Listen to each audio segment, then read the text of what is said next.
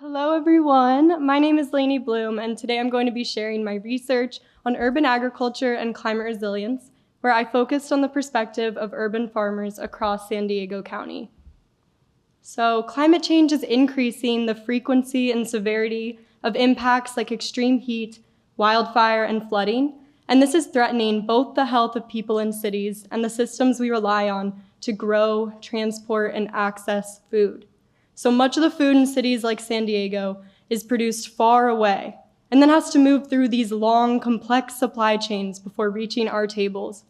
So this makes food access sensitive to disruptions in both transportation and farm conditions.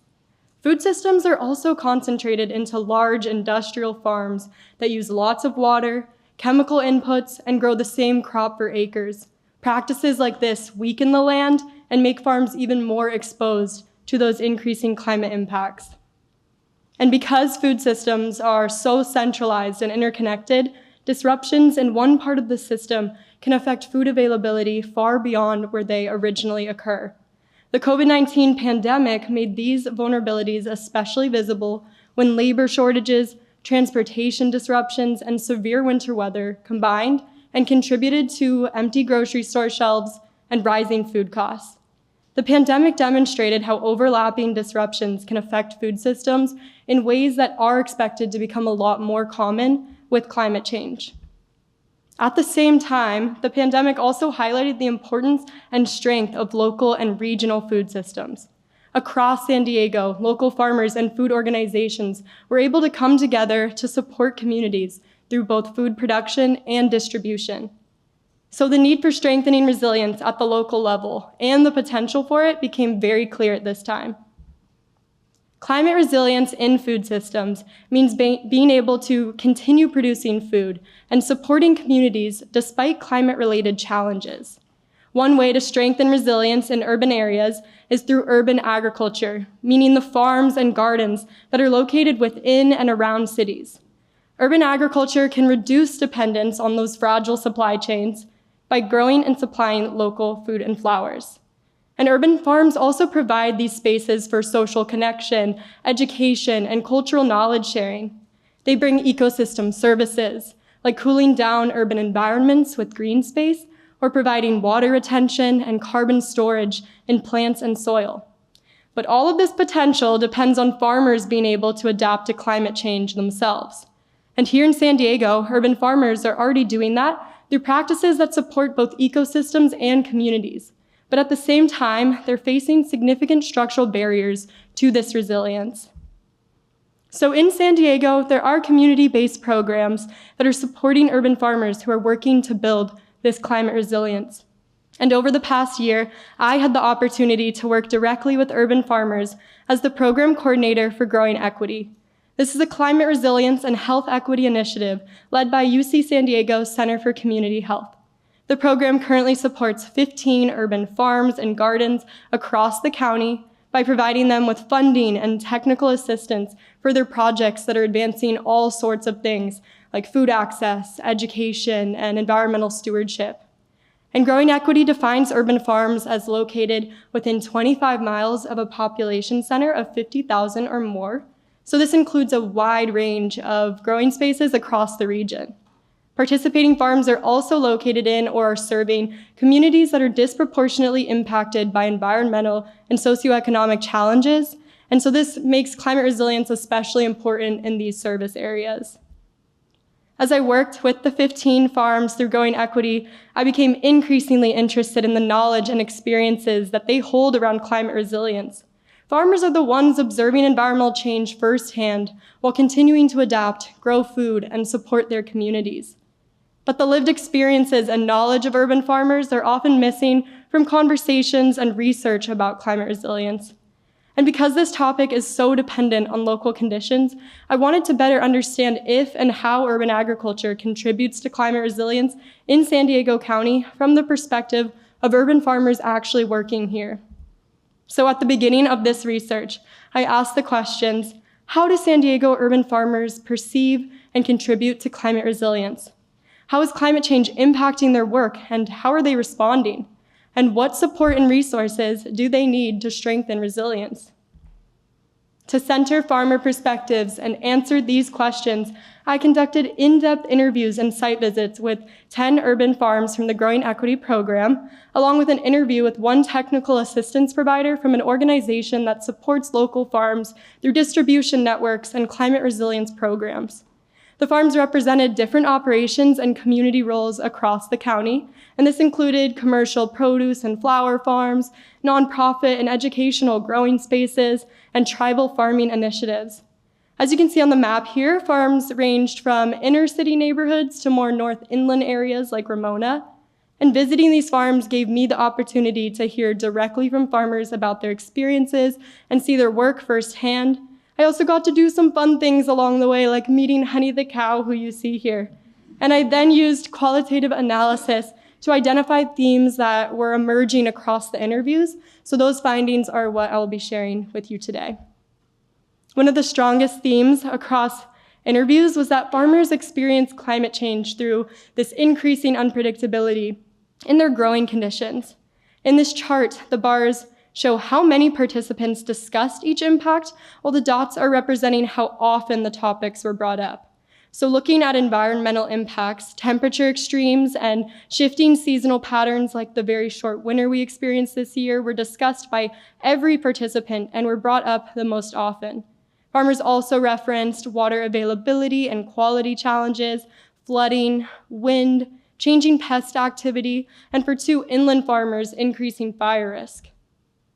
And these environmental changes cause real consequences. So for economic and operational impacts, you see crop and income loss was the most frequently discussed outcome, and this was followed by increased labor demands and production costs, infrastructure damage, mental stress, farm relocation, and having to shift event timing. This shows that climate change is making it harder for farmers to sustain their operations and their livelihoods. Farmers connected climate impacts directly to the damage they cause. So some examples of this were extreme heat and shifting seasons contributing to crop loss, or Santa Ana winds damaging infrastructure like this shade structure. Flooding and water challenges became severe enough that 2 farmers relocated from previous growing sites altogether. And farmers noted that responding to these conditions requires significant time, money, and mental stress.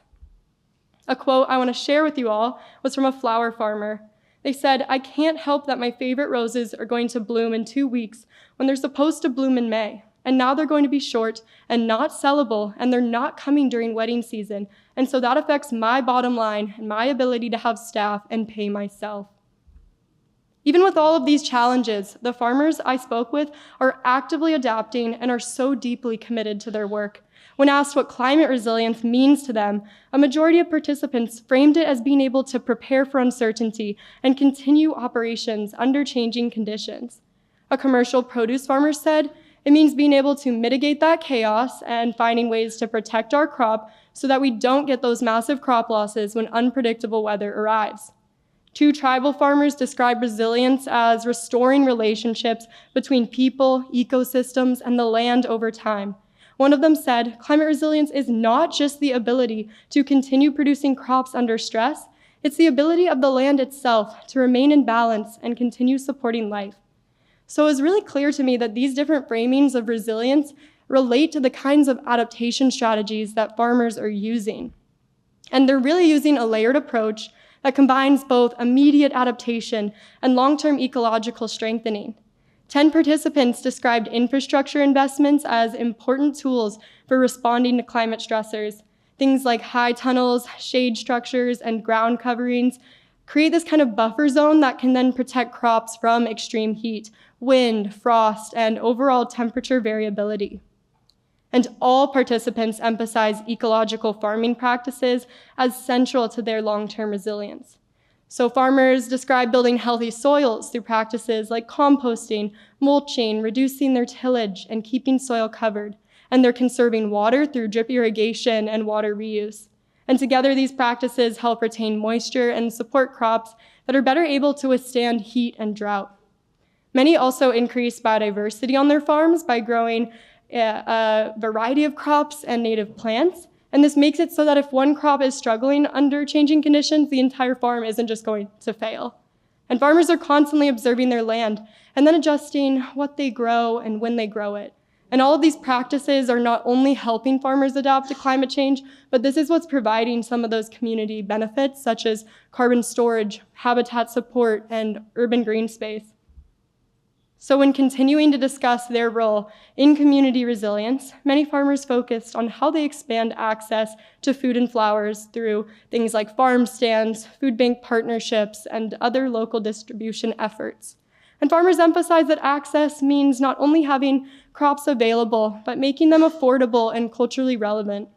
Several farmers discussed the resilient access that their farms can provide and described the pandemic as a real-world example. So one farmer recalled, "It was the weirdest time to be a farmer because I've never experienced that where people are knocking the doors down in demand of your produce. Anytime there's a supply chain disruption, local farmers theoretically have the most capacity to respond." Another way farmers described building resilience was through education and knowledge sharing. Many farms teach people how to adapt to changing conditions by offering internships, apprenticeships, and community events. As one educational farm explained to me, resilience is about anticipating variability and training our students to troubleshoot, pivot, and keep moving forward. So it was clear to me that these efforts are building resilience through knowledge across future generations. The resilience that local farms can provide depends on the ability of farmers to adapt to climate change, and many describe that a lot of challenges can get in the way. The most commonly discussed barrier was financial strain. Small farms are already operating with very limited profits, and the added costs of climate adaptation can be difficult to take on. Grants can help, but funding is often limited, restrictive, or difficult to access. And farmers noted that complex applications can be difficult and timely to navigate. Farmers also described the ongoing time and labor that's required to maintain these resilience practices, while many of them are operating with very limited staffing or volunteer labor. And high land costs and uncertainty around long-term land access, especially in these more densely populated areas of San Diego, make it difficult for farmers to invest in long-term resilience because they're not sure how long they're going to have their land. While there are significant barriers, many farmers talked about programs that help make long-term resilience practices more achievable. Multiple farmers described participating in a local climate-smart incentive program, which supported practices like compost application and soil building. One farmer explained to me, someone would come out and verify, "I'm applying my compost," and then it was just this bonus of income that could be reinvested in the farm. I think that's a big thing nationwide, where people are seeing farmers being paid for environmental services that they're contributing to, which helps us do more. Along with incentives, farmers also emphasize the value of flexible funding programs like Growing Equity that allow them to invest in the projects and practices most needed on their farms. Based on this research, building climate resilience requires stable, long-term support. Many of the strategies farmers are using take years to establish, but the funding and programs that support them are often short-term and vulnerable to budget cuts. Farmers describe needing flexible funding that's paired with technical assistance and reflects the realities of their different farms. And local governments in San Diego can support this work by incorporating urban agriculture into climate resilience funding and recurring budgets.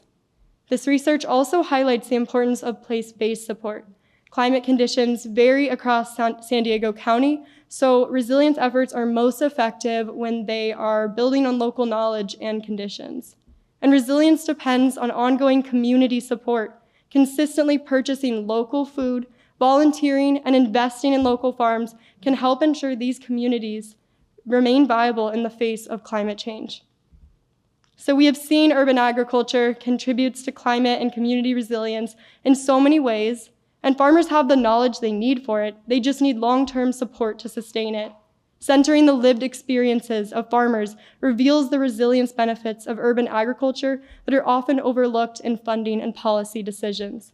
Farmers understand what's at stake if their farms can't survive, and so should we. The last quote I will share, a farmer said, "If we're not climate resilient, we're going to lose these spaces, and then the quality of life in our neighborhoods and the health of the children growing up in our communities immediately degrades."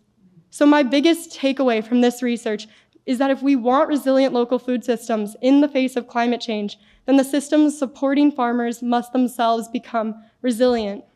I'd like to thank my committee, Dr. Amy Lerner, a professor of urban studies and planning, and El Mari, who leads growing equity, as well as the CSP program, and my cohort. I'm so grateful for all of these people's guidance and encouragement, and to the farmers and community partners who generously shared their time, experiences, and knowledge with me throughout this project. So grateful. Thank you.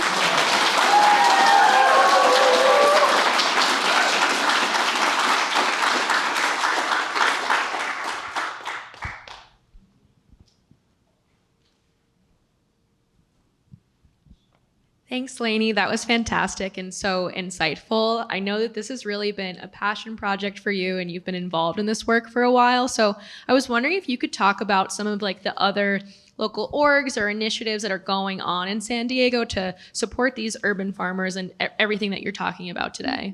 Yeah, thank you.